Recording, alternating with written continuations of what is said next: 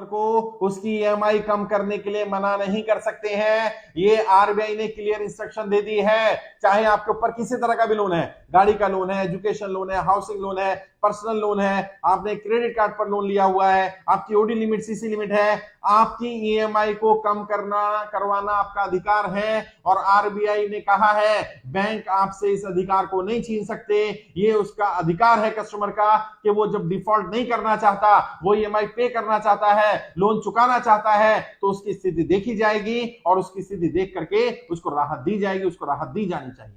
तो अगर आपका लोन चल रहा है और आप लोन नहीं चुका पा रहे हैं, बिल्कुल नहीं घबराना, बैंक में जाइए, लेटर लेकर के जाइए, रिटर्न में लिखिए मैं अपनी ईएमआई को कम कराना चाहता हूं, और कितनी कम कराना चाहते हो उतना बताइए, और साथ में एक लाइन लिख दीजिए जैसा कि आरबीआई की गाइडलाइंस है। आरबीआई कहता है हर कस्टमर अपना 2 बार लोन रीस्ट्रक्चर करा सकता है।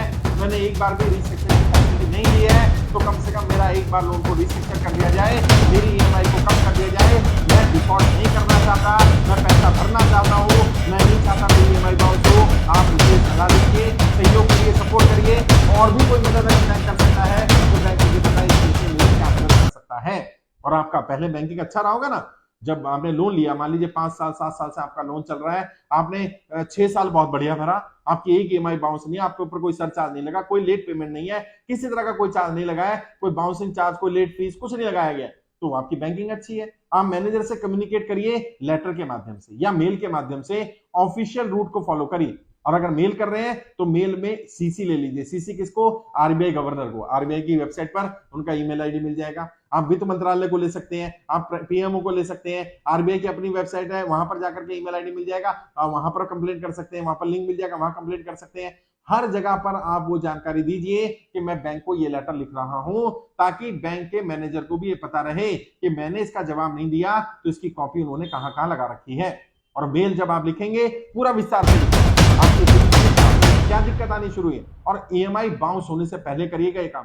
कई लोग क्या करते हैं, ईएमआई बाउंस होने का इंतजार करते हैं, एक ईएमआई बाउंस हो गई, इंतजार करते रहते हैं, बैंक से कॉल आ रही है, अटेंड नहीं कर रहे हैं, बात नहीं कर रहे हैं, और कई बार जा रहे हैं तो ओरल बात कर रहे हैं, फोन पे बात कर ली, हाँ ठीक है मैं भर दूंगा, या बैंक में जाकर के बात कर ली, आपके पास कोई प्रूफ ही नहीं है। बैंक आपको नोटिस पर नोटिस दिया जा रहा है, बैंक का नोटिस आया, वकील का नोटिस आया, कोर्ट का नोटिस आया, आप जवाब नहीं दे रहे हैं, बैंक अपनी फाइल मोटी करता जा रहा है। आप हर नोटिस का जवाब दीजिए और कोशिश करिए रिटर्न में जवाब दीजिए, मेल के माध्यम से जवाब दीजिए, और सीसी में वित्त मंत्रालय को, फाइनेंशियल सेक्रेटरी को, स्टेट के वित्त मंत्री को, आरबीआई को और बैंक के सीनियर ऑफिसर्स को भी रखिए, ताकि लूप में लेंगे तो उन्हें पता रहेगा ये व्यक्ति अपनी मेल भेज रहा है, इसकी ये समस्या आ रही है और ये समाधान का है।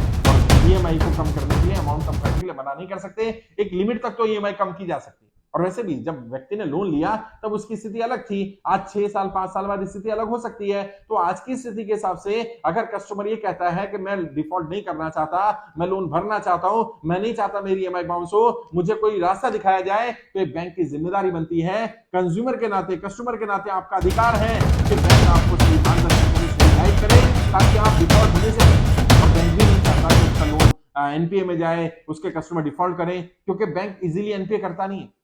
और मैंने बार बार कहा क्यों नहीं करता बैंक एनपीए, क्योंकि बैंक का शेयर का मार्केट में जो प्राइस है, वो शेयर मार्केट का प्राइस गिर जाएगा, बैंक की जो वैल्यू है वो कम हो जाएगी, और ऐसे बैंक जिनका एनपीए ज्यादा होता है उन्हें अच्छा बैंक नहीं माना जाता, उनके शेयर पर लोग ज्यादा दाव नहीं खेलते। तो बैंक जल्दी से किसी का अकाउंट एनपीए नहीं करना चाहता। लेकिन जब आप बैंक से कम्युनिकेट नहीं कर रहे, बात नहीं कर रहे, बैंक को लेटर नहीं दे रहे, बैंक के लेटर को जवाब नहीं दे रहे, बैंक को आपकी मदद करनी है, आपकी स्थिति खराब हो गई है, बैंक को आपको राहत देनी है, आप जाइए बात करिए और आरबीआई का हवाला दीजिए कि आरबीआई की गाइडलाइंस के हिसाब से कम 2 बार लोन रीस्ट्रक्चर हो सकता है पूरे टेन्योर में। मैंने एक बार भी रीस्ट्रक्चर नहीं कराया, मैं अपनी ईएमआई को कम कराना चाहता हूं। बैंक आपको बोल सकता है कि आपका टेन्योर बढ़ जाएगा, आप मान लीजिए ईएमआई का अमाउंट कम कराएंगे तो आपको ड्यूरेशन लंबा हो जाएगा, 2 साल और एक्स्ट्रा देना पड़ेगा।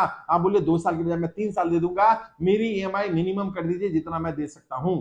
और ये टर्म याद रखिए, मिनिमम, अपनी तरफ से अमाउंट मत बताइए, उनसे पूछिए आप मिनिमम कितना कर सकते हैं, जितना मिनिमम करवा सकते हो करवा लीजिए, रूल के हिसाब से, गाइडेंस के हिसाब से, जो उनकी गाइडलाइंस है उसके हिसाब से वो आपकी ईएमआई कम कर सकते हैं। और ईएमआई कम करने के लिए मना तो कर ही नहीं सकते, 30% ही कम करे, बैंक को आपकी ईएमआई कम करनी पड़ेगी। आरबीआई की गाइडलाइंस है, अगर व्यक्ति डिफॉल्ट नहीं करना चाहता, आज उसकी स्थिति खराब हो गई है और वो अपनी स्थिति की जानकारी बैंक को दे रहा है, तो ये बैंक का दायित्व बनता है कि बैंक भी कस्टमर की मदद करे, बैंक भी